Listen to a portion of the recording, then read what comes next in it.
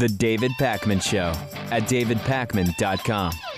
The David Pakman Show is mostly funded by you, our listeners. Please become a member at davidpakman.com/membership. You'll get the podcast commercial-free, video and audio of 4 bonus shows a week, as well as access to an archive of shows that dates all the way back to 2005. Someone actually emailed me the other day, Lewis, saying they listened to the first show, which is before Lewis was even on the show, and they agreed it was pretty bad.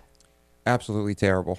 So bad. David, what were you thinking? If there is any doubt in your mind remaining that homophobic bigotry is the official institutional policy of the Roman Catholic Church that has now been eliminated, U.S. bishops' persecution of LGBT people has been blessed by Pope Benedict the, what number is he? The 16th, Benedict the 16th.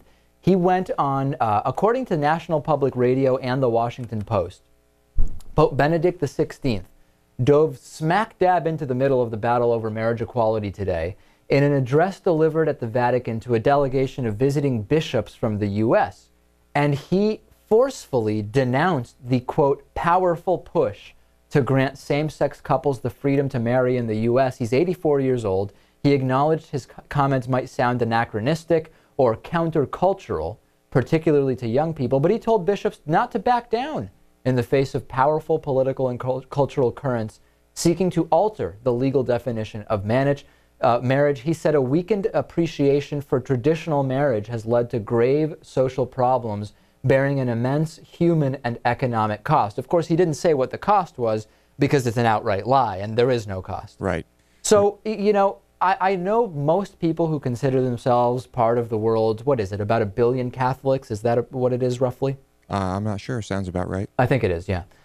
Most of those people aren't as anti-gay as the Pope, right?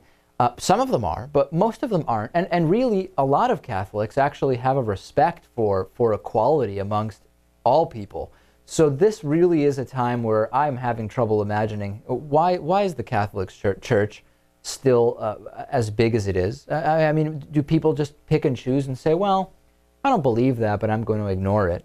And going beyond that, there are people who are being convinced by the Catholic Church's position on LGBT equality, and the Church is creating anti-gay sentiment, anti-LGBT sentiment, and it's incredibly dangerous. Right. I mean, to be blunt, as soon as all these old fools die and the people who grew up in more modern, logical times start taking over, you're going to see changes, and things are going to go more the way of logic and reason. And, is that what you think? And equality. We just need to wait. Yeah, absolutely. I mean, like you said, this guy's how old? 84. 84 years old. I mean, considering the type of atmosphere he grew up in, you really expect him to be open-minded about anything like this? I guess not. I mean, you know, there are still rumors that Pope Benedict is gay. You know that. I mean, I've talked to a number of people who are involved in the Catholic Church. They don't personally know him, but they do know a number of different people, and they say, listen, we're aware of his assistant is gay, of homosexuality and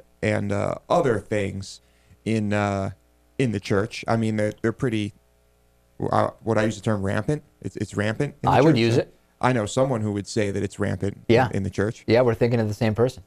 So there it is. But I think with time, things will change. Yeah. Well, let's hope you're right.